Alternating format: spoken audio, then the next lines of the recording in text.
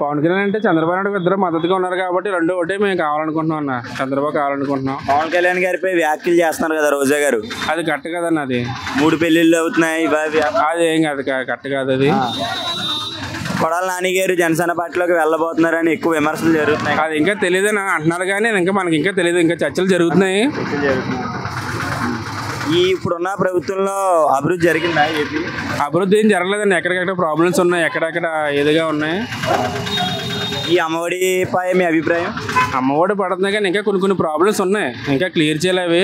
Next Chandrababu వస్తే అన్నీ clear అవుతాయని మేము అనుకుంటున్నాం. ఈ వాలంటరీ వ్యవస్థ పైన మీ అభిప్రాయం? వాలంటరీ వ్యవస్థ బాగున్నాయి కానీ కొన్ని ప్రాబ్లమ్స్ ఉన్నాయన్న. ఇంకా ఇది క్లియర్ అవ్వాలి. చంద్రబాబు నాయుడు గారి అరెస్ట్ పై మీ అభిప్రాయం? అది కరెక్ట్ కదన్న. అవన్నీ కావాలని చేయించారని అనుకుంటున్నాము.